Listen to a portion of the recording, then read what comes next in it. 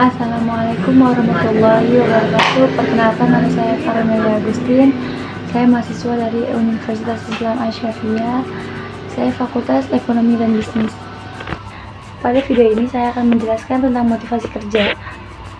Motivasi sangat penting karena dapat meningkatkan semangat, tanggung jawab, dan kinerja dalam bekerja. Semoga video ini dapat memberikan dorongan positif bagi kita semua. Selamat menyaksikan. Artian motivasi. Motivasi selalu dikaitkan dengan hal-hal yang berhubungan dengan faktor-faktor yang mempengaruhi semangat kerja. Motivasi berasal dari bahasa Latin movere, yang berarti mendorong atau menggerakkan. Menurut Frisch, pada tahun 1986, motivasi didefinisikan sebagai hasrat atau keinginan seseorang meningkatkan upaya untuk mencapai atau hasil. Motivasi juga dapat berarti rangsangan atau dorongan untuk membangkitkan semangat kerja kepada seseorang atau kelompok. Selanjutnya, ada tujuan motivasi. Pada tahun 1994, Hasibuan menyebutkan bahwa tujuan motivasi adalah: yang pertama, meningkatkan moral dan kepuasan kerja karyawan. Yang kedua, meningkatkan produktivitas kerja karyawan. Yang ketiga, mempertahankan kestabilan karyawan perusahaan. Yang keempat, meningkatkan kedisiplinan karyawan. Yang kelima, mengefektifkan pengadaan karyawan. Yang keenam, menciptakan suasana dan hubungan kerja yang baik. Selanjutnya, teori-teori motivasi. Teori-teori motivasi terdiri dari 3 teori. Yang pertama, teori pemenuhan kebutuhan, yang menyatakan bahwa seseorang akan termotivasi jika kebutuhannya terpenuhi, baik kebutuhan fisik maupun psikologis. Yang kedua, teori motivasi klasik, yaitu yang menekankan bahwa motivasi muncul karena faktor eksternal seperti upah, insentif, dan hukuman.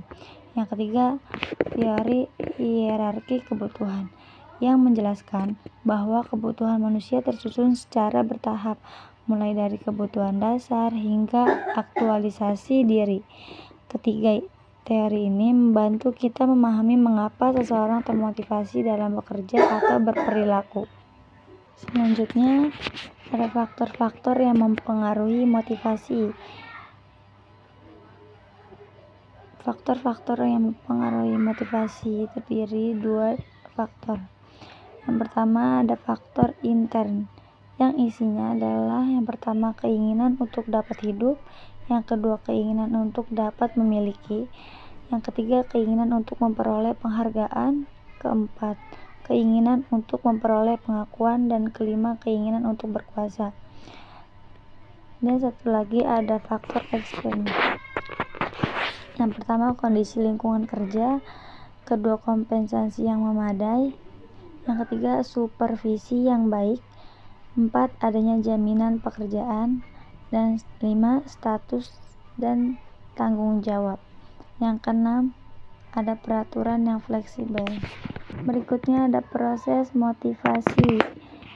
Yang pertama, ada tujuan, yaitu arah yang ingin dicapai sehingga seseorang memiliki dorongan untuk bertindak.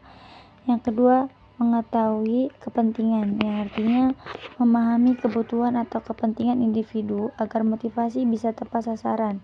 Yang ketiga, komunikasi efektif, yaitu penyampaian tujuan dan harapan secara jelas agar tidak terjadi kesalahpahaman.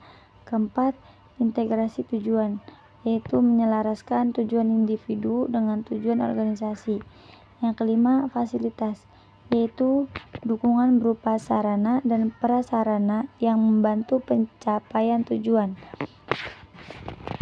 Dan yang terakhir, ada teamwork, yaitu kerja sama antar anggota agar motivasi dan kinerja dapat meningkat secara maksimal. Selanjutnya, ada jenis-jenis motivasi kerja. Yang pertama, ada motivasi intrinsik. Motivasi intrinsik adalah motif-motif yang menjadi aktif atau berfungsinya tidak perlu dirangsang dari luar, karena dalam setiap diri individu sudah ada dorongan untuk melakukan sesuatu.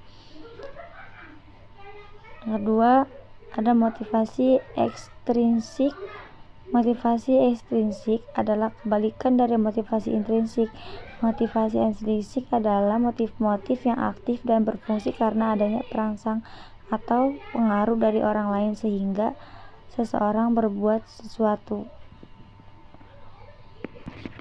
Dan kesimpulannya adalah motivasi kerja adalah motivasi merupakan kehendak atau keinginan yang muncul dari diri karyawan yang menimbulkan semangat atau dorongan untuk bekerja secara optimal guna mencapai tujuan.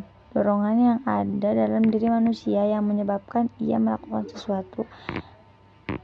Kinerja adalah suatu hasil yang dicapai oleh pegawai dalam pekerjaannya menurut kriteria tertentu yang berlaku untuk suatu pekerjaan. Kinerja individual seorang pegawai dalam organisasi merupakan bagian dari organisasi dan dapat menentukan kinerja organisasi tersebut. Berhasil tidaknya di kinerja pegawai yang telah digapai organisasi tersebut akan dipengaruhi oleh tingkat kinerja dari pegawai secara individu maupun kelompok. Segitu saja penjelasan dari saya tentang pengambilan keputusan. Mohon maaf apabila ada kesalahan kata. Wassalamualaikum warahmatullahi wabarakatuh.